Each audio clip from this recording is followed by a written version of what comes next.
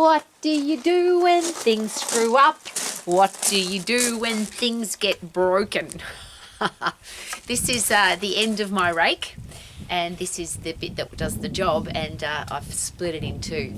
I'm not a karate person, but if I was good at karate, that'd be bloody impressive. So I can't finish my work today in the garden.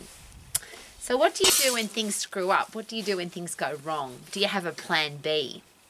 And I'm a really interesting person to talk to about that because I'm the ultimate optimist. However, could it be a really good idea to plan for the worst? Now, the worst may never happen, but today and every single day, I have a plan for my day, but I also have a backup plan. So if that doesn't work out, I'm going to do that. So I can't do any more raking because my rake is busted and the shops are closed. So no raking for me today. So I have lots of other things to do because I have a backup plan. So regardless of what life throws at us, are we ready for it? And as a teacher, a parent, a boss, a leader, a pastor, a coach, do you have to be the person that has the backup plan? Because regardless of what we think is going to work out, it doesn't matter. The best plans, and I like the boxing quote the best, everyone's got a plan until they get punched in the face. And life will punch us in the face. It's going to happen. Now, this is just a little thing. I've got a busted rake. Who cares? But I had a plan for my day, and now I've got to change it. Some people get stressed by that. Some people get annoyed by that. Some people get frustrated. Some people get angry. But there's a great question to be asked there. If I've got no control over it, what's the point of getting angry? If I do have control over it, fix it, sort it, move on. So if the shops were open, I would go to the shops, buy a new rake and continue on. But I can't do that today. So I'm asking you very personally, if you have people relying on you to have, and this is my favourite way of describing leadership, a positive, optimistic solution finder. So you could look at the negative, but there's always a positive. You could be pessimistic and say, it won't work, it can't happen, blah, blah, blah. And that's just, where does that get you if you're a pessimist? If you're an optimist, there's always a way.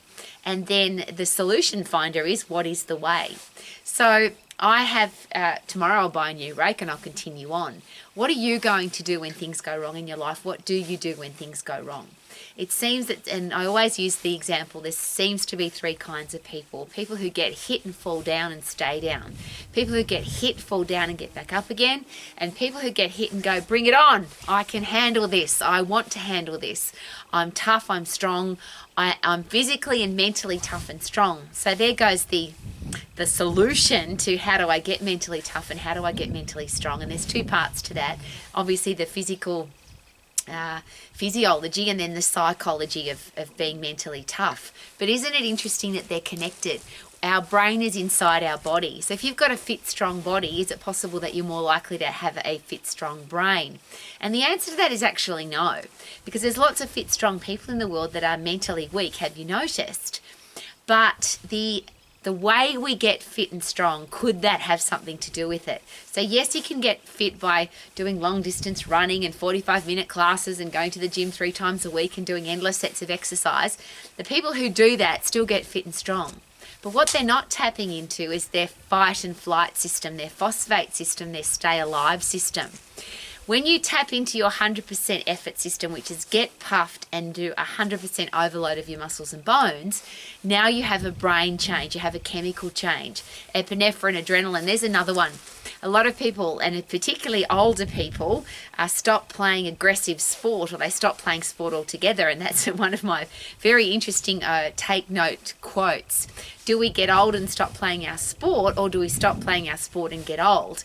And at our house, where 2 very old people live, there are 2 people who are constantly pumping epinephrine, adrenaline, cortisol, phosphate system, fight and flight, and literally K-Man, my gorgeous husband, is a fighter.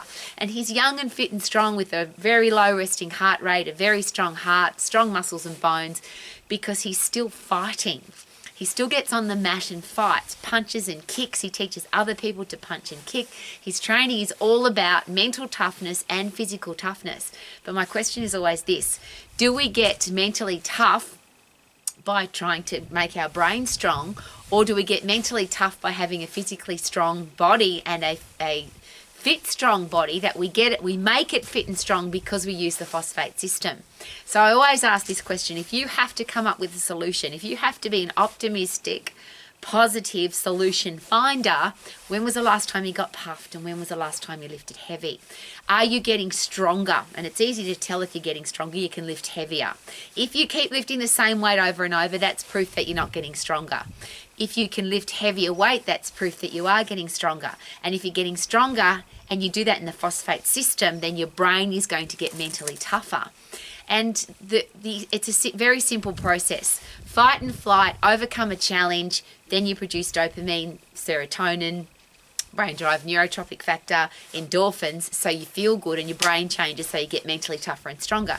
And you have to, because if you've overcome a challenge in the phosphate system, your brain is now looking for a way to overcome a challenge better next time, so you get mentally tougher.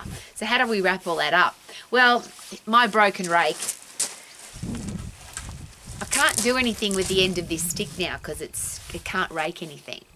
But because I am an optimistic, positive solution finder, I will find a solution to my challenge. What about you? Are you fit? Are you strong mentally and physically so that you can say every single day, I am an optimistic, positive solution finder? And if you are a parent, a teacher, a coach, a boss, a leader, do you have an option? I certainly don't, and I share that all the time. I have a lot of people relying on me to be tough and strong.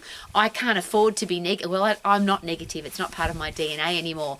And I'm certainly not pessimistic. I'm always looking for the optimistic outcome, the positive outcome. But you can too. I don't have this unique special way of being optimistic and being a solution finder. I'm just fit and strong, get puffed, lift heavy in the phosphate system. So I've got a body and a brain, and I love this. I've got a healthy, fit, strong body and brain, so I can fight and flight.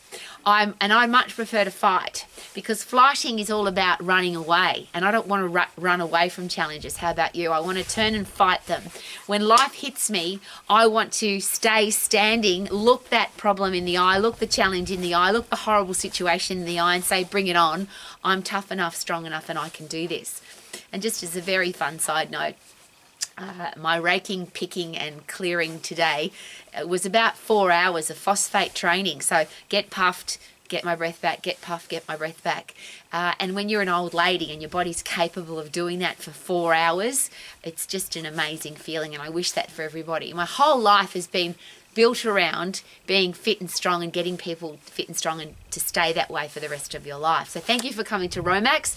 Romax is here every day to make sure that if you want to be healthy, fit and strong, if you do want to have a career or business that you love, if you do want to be financially free and you do want to have great people in your life, have great relationships, especially the relationship that you have with yourself, that you know that it's possible. And I want to stand here today as living, breathing proof that old people can be fit, strong, healthy, happy, have careers and businesses that we love, be financially free, and have great relationship with ourselves and with other people. So, may you sing every day like I do. I am super duper doo. I am amazing because I'm healthy, fit and strong. How about you? Woohoo!